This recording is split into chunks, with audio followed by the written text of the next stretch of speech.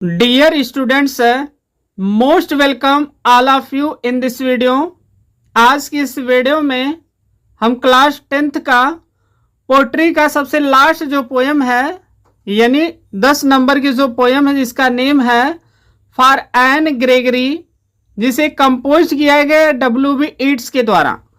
आज हम इस पोयम का इस वीडियो में complete question answer Hindi explanation के साथ पढ़ेंगे और इसमें जो नंबर ऑफ क्वेश्चन है 10 है, यानी कुल जो प्रश्न है उनकी संख्या क्या है 10 है। तो चलिए इसको स्टार्ट कर रहे हैं। Question and answer of the poem है for Anne Gregory by W.B. Yeats. Question first में दिया है कि why does the poet talk about the golden hair of Anne Gregory. इसमें बताया जा रहा है कि वाई मीन्स क्यों डज द पोएट टॉक, जो कवि है वो क्यों बात कर रहे हैं अबाउट बारे में। द गोल्डन एयर मीन्स होता है जो सुनहरे बाल हैं ऑफ एन ग्रेगरी। कह रहे हैं कि इस कविता में जो कवि हैं वो उस बच्ची यानी एन ग्रेगरी के जो सुनहरे बाल हैं उसके बारे में वो क्यों बात कर रहे हैं। The poet talks about Anne Gregory's golden hair because it is a symbol of her outer beauty. इसमें कह रहे हैं जो कवि हैं वह एन ग्रेगरी के जो सुनहरे बाल हैं उसकी इसलिए वो बात कर रहे हैं बिकॉज क्योंकि इट इज ए सिंबल, ये एक प्रकार का प्रतीक है ऑफ हर उसके लिए। आउटर ब्यूटी मीन्स होता है जो बाहरी सुंदरता है। वो उस बच्ची के सुनहरे बाल की बात इसलिए कर रहे हैं क्योंकि उस बच्ची के लिए ये जो उसका सुनहरा जो बाल है, जो कलर किया हुआ बाल है, ये उसकी बाहरी सुंदरता का प्रतीक है, यानी बाहर से वो उसे और सुंदर बना रहा है। इसी वजह से वो उसके सुनहरे बालों के बारे में बात कर रहे हैं। इन द पोएम मीन्स कविता में the speaker suggest that men are attracted to women primarily for their physical appearance such as beauty, hair, which is often what they notice first। In the poem इस कविता में जो speaker हैं यानी जो कवि हैं वे सजेस्ट दैट वह सुझाव देते हैं कि men are attracted to women, जो मनुष्य हैं अर्थात जो पुरुष हैं वे महिलाओं की तरफ आकर्षित होते हैं। प्राइमरली मीन्स उनका जो प्राथमिक उद्देश्य होता है फॉर देयर फिजिकल अपीयरेंस है वह उनकी सुंदरता होती है। यानी कोई भी पुरुष यदि किसी महिला की तरफ आकर्षित होता है, किसी महिला से वो प्रेम करने लगता है, तो वह उस महिला की तरफ इसलिए आकर्षित होता है क्योंकि प्राथमिकता यही दी जाती है कि वह जो महिला है वह शारीरिक रूप से बहुत ही सुंदर है। सच एज ब्यूटीफुल हेयर है, कह रहे हैं कि जैसे कि वो जो महिला है उसके पास सुंदर बाल हो सकते हैं। विच इज ऑफन है, जो कि प्राय है व्हाट दे नोटिस फर्स्ट है। जैसे कि एग्जाम्पल के लिए कह रहे हैं कि उसका जो सुंदर बाल है, जो सुनहरा बाल है वो भी हो सकता है। और यही कारण है कि जो भी पुरुष हैं वे सबसे पहले उस महिला के जो सुंदर बाल हैं उसी को क्या करते हैं, नोटिस करते हैं अर्थात वो देखते हैं। The golden hair becomes a symbol of superficial attraction and beauty. कह रहे हैं जो सुनहरे बाल हैं बिकम्स ए सिंबल, वो एक प्रकार का प्रतीक बन चुके हैं ऑफ सुपरफिशियल अट्रैक्शन है, जो क्या करते हैं सतही आकर्षण उत्पन्न करते हैं एंड ब्यूटी और सुंदरता को। यानी किसी महिला के जो सुंदर बाल हैं वो किसी पुरुष के लिए एक क्षणिक आकर्षण उत्पन्न करते हैं और वो सुंदर दिखाई देते हैं, जिसकी वजह से जो पुरुष है वो उस महिला की तरफ आकर्षित हो जाता है। सेकंड क्वेश्चन में कहा जा रहा है कि what does the poet mean by your beauty is not deep. इसमें कहा जा रहा है कि जो कवि है what does the poet mean, यानी कवि के कहने का अर्थ क्या है। वो कह रहा है कि your beauty is not deep, जो कवि है वो कह रहे हैं तुम्हारी जो सुंदरता है वो डीप नहीं है, वो गहरी नहीं, अर्थात वह वास्तविक नहीं है। व्हेन द पोएट सेज, कह रहे हैं कि जब कवि यह कह रहे हैं कि your beauty is not deep, यानी जो तुम्हारी सुंदरता है वो वास्तविक नहीं है, तो ही मीन्स दैट उनके कहने का मतलब यह है कि Anne Gregory's beauty is only skin deep, तो वो ये कहना चाह रहे हैं कि ये जो बच्ची है एन ग्रेगरी, उसकी जो सुंदरता है वो केवल स्किन की सुंदरता है, यानी वो उसके केवल है जो त्वचा है, जो शारीरिक रूप से जो बाहरी सुंदरता है वो केवल उसके किसकी है, त्वचा की सुंदरता है। इन अदर वर्ड्स, कह रहे हैं दूसरे शब्दों में, her internal beauty like her golden hair is not the true essence of her personality. In other words, दूसरे शब्दों में हम ये कह सकते हैं कि हर एक्सटर्नल ब्यूटी, उसकी जो बाहरी सुंदरता है, लाइक हर गोल्डन हेयर, जैसे कि उसके सुनहरे बाल हैं, is not the true essence, ये क्या है, वास्तविक सत्य नहीं है, आप हर पर्सनालिटी, उसके व्यक्तित्व का। यहां कह रहे हैं कि उस बच्ची के ये जो बाहरी सुंदरता के लिए जो उसके सुंदर है या सुनहरे जो बाल हैं, यह वास्तव में उसके व्यक्तित्व के लिए उसका सच्चा कोई भी क्वालिटी या गुण नहीं है। इसेंस में होता है निष्कर्ष कह सकते हैं, सार कह सकते हैं, महत्व कह सकते हैं, यानी वास्तव में इसके ये जो सुनहरे बाल हैं उनका कोई इंपॉर्टेंस नहीं है उसके व्यक्तित्व के साथ यदि जोड़ कर देखा जाए। द पोएट, जो कवि हैं, वांट्स, वो चाहते हैं, to emphasize that real love should be based on inner qualities not just outward appearance. The poet, जो कवि हैं, वांट्स, वो चाहते हैं, टू एम्फेसाइज दैट, यानी कवि बार बार जोर डालते हैं, दैट मीन्स की रियल लव, उनका यह मानना है कि जो वास्तविक प्रेम होता है, जो सच्चा प्रेम होता है, शुड बी बेस्ड ऑन, वह आधारित होना चाहिए इनर क्वालिटीज, जो आंतरिक गुण होते हैं, नॉट जस्ट, न केवल आउटवर्ड, बाहरी अपीयरेंस में सुंदरता होती है। यानी कवि ये कहना चाह रहे हैं कि वास्तव में वह इस बात पर जोर दे रहे हैं कि जो वास्तविक प्रेम होता है वह किस पर आधारित रहना चाहिए, हमारे अंदर जो आंतरिक जो क्वालिटी है, जो गुण है, जो टैलेंट है, इस पर आधारित रहना चाहिए, न कि हमारे पास जो फिजिकल ब्यूटी है, जो शारीरिक सुंदरता है, इस पर आधारित नहीं रहना चाहिए। थर्ड क्वेश्चन में कह रहे हैं कि what does the poet mean by love is not about hair. कह रहे हैं कि यहाँ कवि के कहने का क्या अर्थ है, क्या मतलब है। वो कह रहे हैं कि love is not about hair है, कह रहे हैं जो प्रेम है वो बालों के लिए नहीं है, अर्थात प्रेम यदि कोई व्यक्ति सिर्फ बालों से कर रहा है, फिजिकल ब्यूटी से कर रहा है, तो वास्तव में वो प्रेम नहीं है, वो तो सिर्फ दिखावा है, वो झूठा प्रेम है। The poet means that love should not be based on superficial things like a person's physical appearance, in this case their hair. The poet means that poet यानी जो कवि हैं उनके कहने का आशय यह है कि love should not be based on, यानी जो प्रेम है वह आधारित नहीं होना चाहिए किस पर, superficial things, ऐसी चीजें हैं जो सतही हैं, यानी जिसमें कोई गहराई नहीं है, like a persons physical appearance, जैसे किसी व्यक्ति का फिजिकल अपीयरेंस जो शारीरिक सुंदरता होती है, इन दिस केस, जैसे इस मामले में इस कविता में बताया गया, दियर हेयर, उसके बालों के बारे में। यानी वो कह रहे हैं कि जो प्रेम है वह प्रेम शारीरिक सुंदरता पर आधारित नहीं होना चाहिए। यदि कोई किसी भी व्यक्ति के शारीरिक सुंदरता से प्रेम कर रहा है तो वास्तव में वह उसका जो प्रेम है वह सच्चा प्रेम नहीं है, वह उसका प्रेम झूठा है, वह सिर्फ दिखावा कर रहा है। He suggested that true love should be based on inner qualities such as a person's heart, soul and character. He suggested that, वह हमें सुझाव दे रहे हैं कि ट्रू लव, जो सच्चा प्रेम है, should be based on, वह आधारित होना चाहिए कहां पर, इनर क्वालिटीज, हमारे अंदर जो आंतरिक गुण है उस पर आधारित होना चाहिए, जैसे कि किसी व्यक्ति का हार्ट हुआ, हृदय हुआ, सोल आत्मा हुआ, कैरेक्टर और चरित्र हुआ। कवि के अनुसार है यदि कोई व्यक्ति किसी व्यक्ति से प्रेम कर रहा, सच्चा प्रेम कर रहा, तो वास्तव में उस व्यक्ति के हृदय से प्रेम करेगा, वो उस व्यक्ति के आत्मा से प्रेम करेगा, वो उस व्यक्ति के चरित्र से प्रेम करेगा।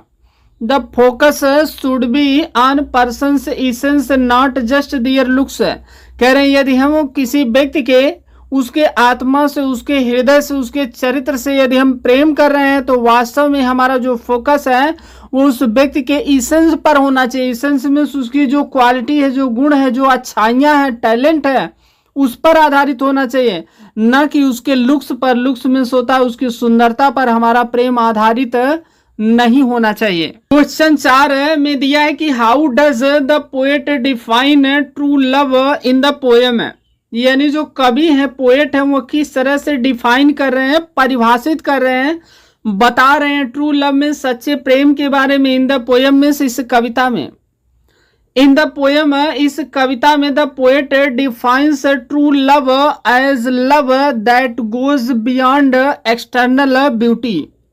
इस कविता में जो कवि हैं वे क्या कर रहे हैं, सच्चे प्रेम को बता रहे हैं। एज लव, ऐसा प्रेम होता है, दैट गोज, जो क्या करता है,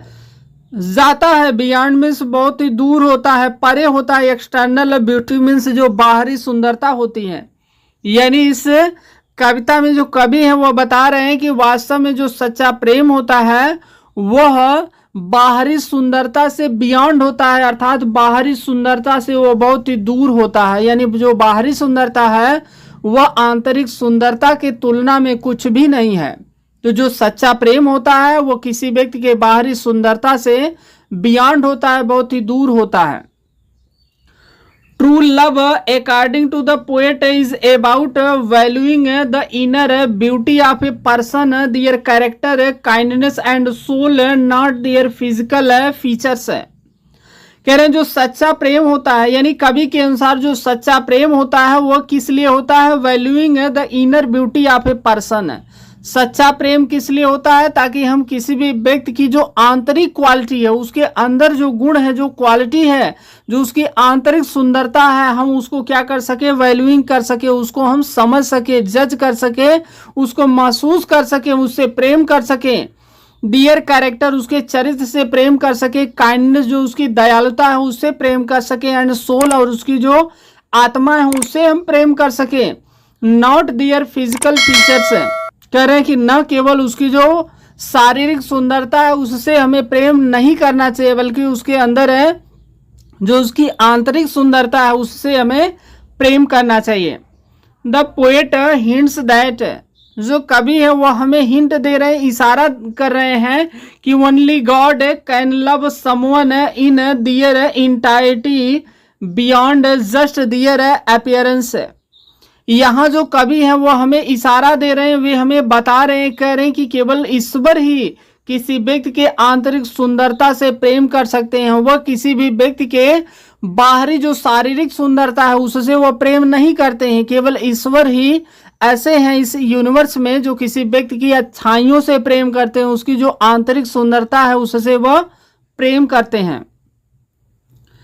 question 5, what does the phrase love me for my golden hair signify. इसमें कह रहे हैं कि ये जो फ्रेज है लव मी, प्रेम करो, फॉर माई गोल्डन हेयर है, यानी मेरे सुनहरे बालों से प्रेम करो। ये जो फ्रेज है ये किस चीज को सिग्निफाई कर रही है, किस चीज के बारे में ये बता रही है। The phrase love me for my golden hair signifies that people are often attracted to others based on their external features. कह रहे हैं ये जो फ्रेज है love me for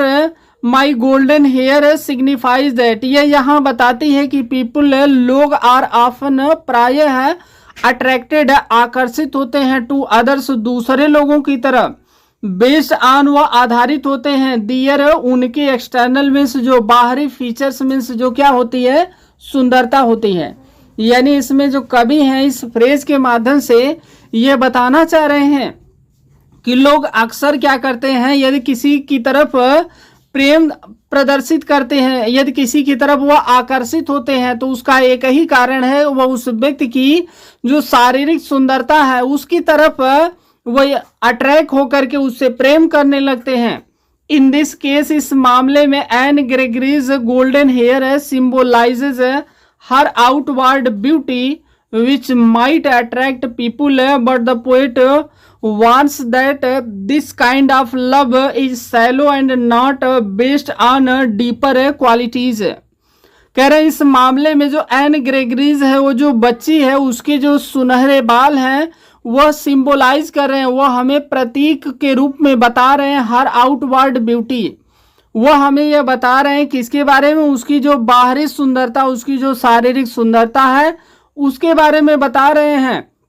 which might attract people है, और उसकी जो बाहरी सुंदरता है वह लोगों को अपनी तरफ आकर्षित कर सकती है। लेकिन जो कवि हैं वो वार्निंग दे रहे हैं, देखिए यहाँ लिखा है जो कवि हैं वो वार्निंग दे रहे हैं, चेतावनी दे रहे हैं और कह रहे हैं कि इस प्रकार का जो प्रेम होता है वह सैलो होता है, वह बिल्कुल खोखला होता है। इस प्रकार का जो प्रेम वो झूठा होता है, दिखावे का होता है, खोखला होता है, and not based on deeper qualities, क्योंकि इस प्रकार का जो प्रेम होता है वो उस व्यक्ति के आंतरिक गुणों पर आधारित नहीं होता है। What is the significance of God in the poem.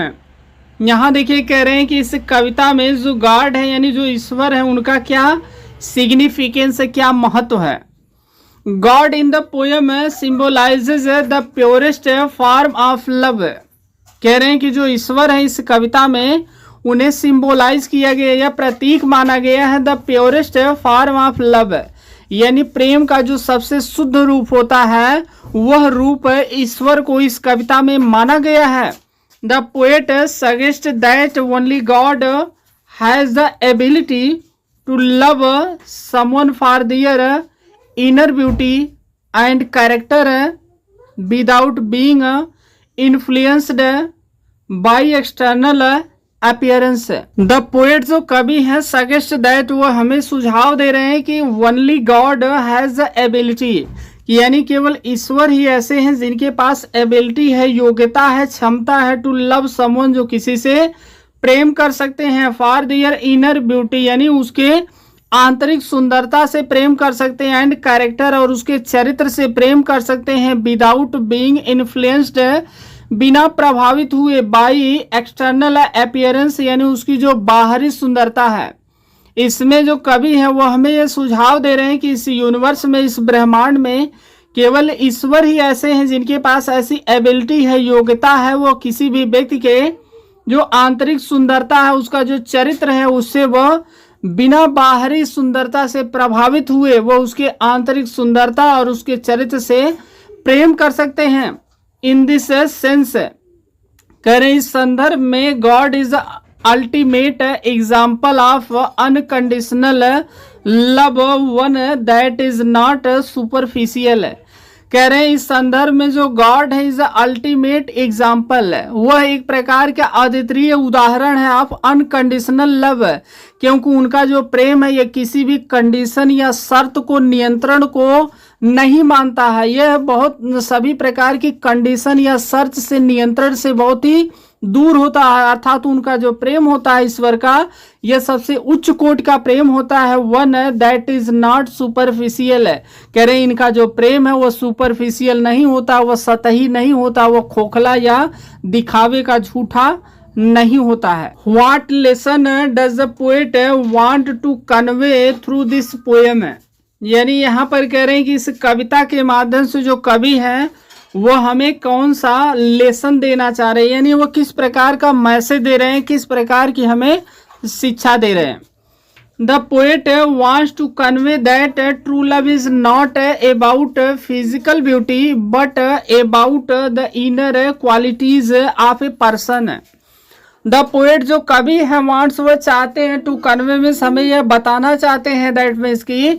True love is not है, यानी जो कवि है वो हमें बताना चाहते हैं कि जो सच्चा प्रेम है वह फिजिकल ब्यूटी के बारे में नहीं होता, यानी वह शारीरिक सुंदरता के बारे में नहीं है, बट लेकिन about the inner qualities of a person, यानी जो सच्चा प्रेम होता है वह किसी भी व्यक्ति के शारीरिक प्रेम से जुड़ा नहीं होता है, बल्कि वह किसी व्यक्ति के जो आंतरिक क्वालिटीज होती है, जो उसके अंदर जो टैलेंट होता है, जो क्वालिटी होती है, जो गुण होती है, उससे वह जुड़ा होता है।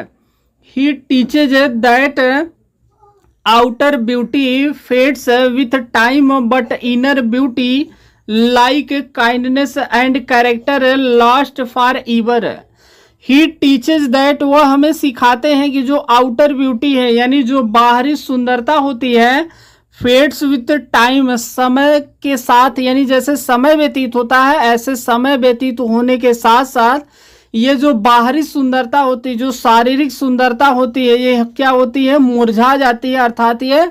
नष्ट हो जाती है। बट इनर ब्यूटी, लेकिन जो आंतरिक सुंदरता होती है, जो हमारे आत्मा की सुंदरता होती है, लाइक काइंडनेस है, जैसे कि जो दयालुता होती है, यह जो कैरेक्टर, जो चरित्र होता है, लास्ट यह रहता है फॉरएवर, हमेशा के लिए रहता है, अर्थात यह परमानेंटली रहता है, यह कभी भी समाप्त नहीं होता है।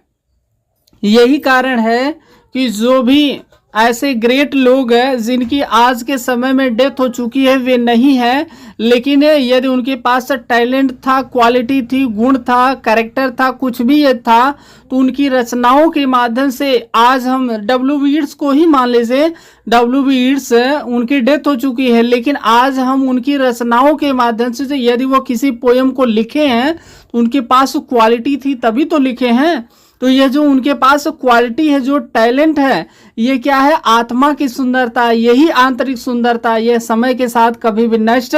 नहीं होती है। लेकिन देखा जाए जो W.B. येट्स हैं, जो हमारे पोएट हैं, इनकी जो शारीरिक सुंदरता थी वह समय के साथ एक दिन क्या हो जाती है, नष्ट हो जाती है। उसी के बारे में यहाँ बता रहे हैं। द पोएट, जो कवि हैं, सजेस्ट दैट, वो हमें ये सुझाव दे रहे हैं, हमें सिखा रहे हैं, बता रहे हैं, दैट मीन्स कि one should not fall in love with someone based only on their looks but rather on their true self. इसमें जो कवि है वो हमें सुझाव दे रहे हैं, बता रहे हैं कि कोई भी व्यक्ति यदि किसी से प्रेम करता है, फॉल इन लव, वो प्रेम करता है विथ समवन, किसी से, तो based only on their looks, तो वह सिर्फ उसके शारीरिक सुंदरता से प्रभावित नहीं होना चाहिए। यहाँ पर कह रहे हैं कि यदि कोई व्यक्ति किसी से प्रेम कर रहा है तो वह उस व्यक्ति के शारीरिक सुंदरता से, देखिए ओनली लिखा है कि यानी वह व्यक्ति केवल उस व्यक्ति के शारीरिक सुंदरता से प्रेम न करे, बट लेकिन रेदर, बल्कि ऑन दियर ट्रू सेल्फ, बल्कि वह उसके जो आंतरिक सुंदरता है, जो उसके पास क्वालिटी है, गुण है, जो उसकी आत्मा की सुंदरता है, उससे वह प्रेम करे, उसके क्वालिटी से प्रेम करे, न कि उसके शारीरिक सुंदरता से प्रेम करे। क्वेश्चन नंबर 8 है, what is the tone of the poem है, कह रहे हैं जो ये कविता है इसका टोन क्या है, यानी इसका स्वर क्या है, यानी किस स्टाइल में ये लिखी गई है।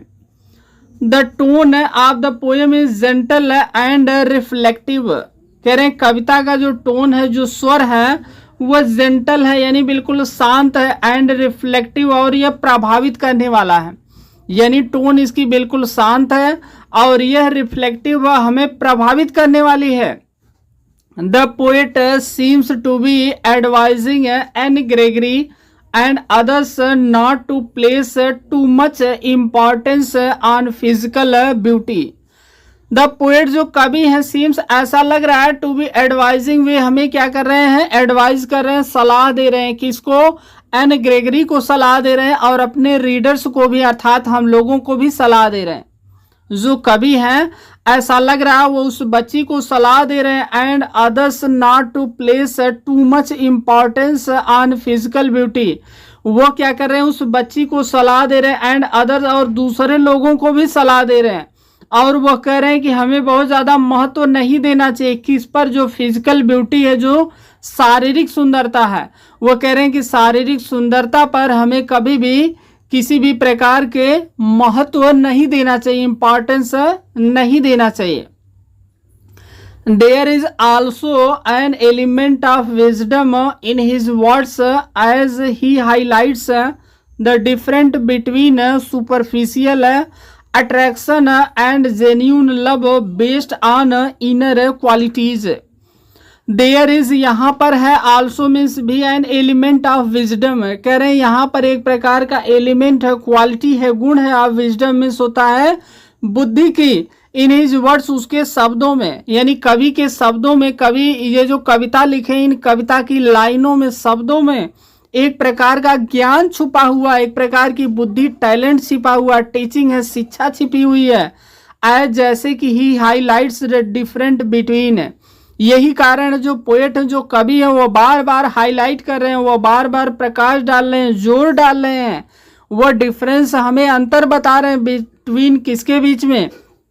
जो सुपरफिशियल अट्रैक्शन है, जो बाहरी सुंदरता है, और जो जेन्यून लव है, जो वास्तविक लव है, सच्चा प्रेम है, बेस्ड ऑन इनर क्वालिटी, जो सच्चा प्रेम है वो हमारे आंतरिक गुणों पर आधारित होता है। क्वेश्चन 9 में दिया है कि what does the poet mean by I would not love you if you had no hair. कह रहा है जो कवि है उसके कहने का क्या अर्थ है कि आई वुड नॉट लव यू, मैं तुमसे प्रेम नहीं करूंगा, इफ मीन्स यदि यू हैड नो हेयर। जो कवि है उसके कहने का क्या अर्थ है कि यदि मैं तुमसे प्रेम उसी समय आई वुड नॉट लव यू, मैं तुमसे प्रेम नहीं करूंगा यदि तुम्हारे पास नो हेयर, कोई भी बाल नहीं है। कह रहा है इन दिस लाइन, इस कविता में the poet is reflecting on how some people might fall in love with someone only because of their external beauty. कह रहे इन दिस लाइन, इस कविता में द पोएट इज रिफ्लेक्टिंग, जो कवि हैं वे क्या कर रहे हैं, रिफ्लेक्टिंग हो रहे हैं, प्रभावित कर रहे हैं, ऑन हाउ, किस प्रकार से, सम पीपल, कुछ लोग, माइट फॉल इन लव, कुछ लोग किसी से क्या करते हैं, प्रेम कर बैठते हैं, ओनली, केवल, बिकॉज, क्योंकि आप दियर एक्सटर्नल ब्यूटी, जो उसकी बाहरी सुंदरता होती है, जो शारीरिक सुंदरता होती है। कह रहे हैं ज्यादातर लोग ऐसे हैं जो किसी की बाहरी सुंदरता को केवल देखते हैं और उससे प्रेम कर बैठते हैं।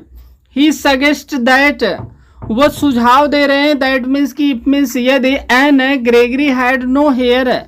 वो सुझाव दे रहे हैं कि यदि ये जो बच्ची है एन ग्रेगरी, यदि इसके पास कोई भी बाल नहीं होता तो सी माइट नॉट रिसीव लव और अटेंशन फ्रॉम अदर्स। वो कह रहे हैं कि यदि एन के पास कोई भी बाल नहीं होता तो शायद वह किसी का प्रेम नहीं पाती, शायद कोई भी उसकी तरफ अटेंशन अर्थात ध्यान ही नहीं देता, अर्थात कोई भी इसकी तरफ न तो देखता और न ही इसे क्या करता, प्रेम करता। The line highlights the shallow nature of love that is based only on appearances rather than the deeper qualities that make a person truly lovable. The line, ये जो लाइन है हाईलाइट्स, ये प्रकाश डाल रही है द शैलो नेचर, शैलो जो छिछला nature प्रकृति होती है ऑफ लव मीन्स प्रेम की, यानी प्रेम की जो बिल्कुल सबसे शैलो नेचर प्रकृति होती है, दैट इज बेस्ड, जो आधारित होती है, ओनली ऑन अपीयरेंस, जो सिर्फ और सिर्फ बाहरी सुंदरता पर आधारित होती है, रेदर देन, बल्कि द डीपर क्वालिटीज, जो आंतरिक जो क्या है क्वालिटी, गुण है, that make a person truly lovable, जो किसी व्यक्ति को एक वास्तविक और सच्चा व्यक्ति बनाती है, जो लवेबल हो, यानी जिससे हम प्रेम कर सकें, जिस पर हम विश्वास कर सकें। आज का सबसे लास्ट क्वेश्चन है, explain the significance of the title for Anne Gregory. कह रहा है कि इस पोएम का जो टाइटल दिया गया है फॉर एन ग्रेगरी, आप उसको क्या करिए, उसके सिग्निफिकेंस को, उसके महत्व को एक्सप्लेन करिए, व्याख्या करिए और बताइए। The title for Anne Gregory indicates that the poem is a message directed towards a young women named Anne Gregory. कह रहे हैं जो टाइटल है, शीर्षक है, जो पोएम का नेम रखा गया है for Anne Gregory indicates that, ये बताता है कि that the poem is a message. ये टाइटल हमें यह बताता है कि ये जो पोएम है, ये जो कविता है, ये एक प्रकार का मैसेज है, संदेश है, डायरेक्टेड जो दिया गया है टुवर्ड्स मीन्स प्रति ए यंग वीमेन, एक युवा जो यंग वीमेन महिला है, नेम्ड जिसका नेम बताया गया एन ग्रेगरी, यानी वह एक यंग युवा एक महिला है, उसी को इंडिकेट करके, उसी को डायरेक्टेड किया गया, उसी के लिए यह बताया गया और उसका नेम क्या है, एन ग्रेगरी है। The poem is an advice और lesson for her, urging her to look beyond her external beauty and understand that real love is based on inner qualities. The poem, ये जो कविता है, is an advice, ये एक प्रकार की सलाह है। कह रहे ये कविता एक प्रकार की एडवाइस सलाह है, लेसन ये एक प्रकार का पाठ है, शिक्षा है, फॉर हर उसके लिए, अर्गिंग हर क्योंकि वह अर्ग कर रही है, वह रिक्वेस्ट कर रही है, विनती कर रही है, to look beyond her external beauty, to look means देखने के लिए, बियॉन्ड मीन्स दूर है, हर एक्सटर्नल मीन्स हर उसकी एक्सटर्नल जो बाहरी, ब्यूटी मीन्स क्या होती है, सुंदरता होती है, एंड और अंडरस्टैंड वो उसे समझ सकते हैं, दैट मीन्स की real love is based on, real love जो वास्तविक प्रेम होता है, इज बेस्ड ऑन वह आधारित होता है, ऑन इनर क्वालिटीज, यानी जो वास्तविक प्रेम होता है वह उसके आंतरिक गुणों पर आधारित होता है। The title also makes it personal, कह रहे हैं इस पोएम अर्थात इस कविता का जो टाइटल है, जो नेम है वो क्या है, पर्सनल, अर्थात वह एन नाम की जो बच्ची है उसी को इंडिकेट कर रहा है, उसी के सराउंडिंग जो स्टोरी है मूव्स कर रही है। As the poet addresses and directly, जैसा कि जो पोएट है वे क्या कर रहे हैं, एन को डायरेक्टली यानी सीधे वो एड्रेस कर रहे हैं, संबोधित कर रहे हैं, making the message more impactful, और वो क्या कर रहे हैं, एक बिल्कुल प्रभावशाली एक मैसेज दे रहे हैं, एक शिक्षा दे रहे हैं। तो ये इसका जो क्वेश्चन आंसर था यहाँ समाप्त हो रहा है। वीडियो पसंद आई हो तो आप इसे लाइक करें, आप अन्य दोस्तों के पास इसे शेयर भी कर सकते हैं, और कोई भी क्वारी हो, जिस भी टॉपिक पर वीडियो चाहिए तो आप कमेंट बॉक्स में ज़रूर बताएं। चैनल पर फर्स्ट टाइम आए हो तो चैनल को सब्सक्राइब करके बेल का आइकन प्रेस करके ऑल पर क्लिक ज़रूर करें। तो आज के लिए बस इतना ही। Thanks for watching.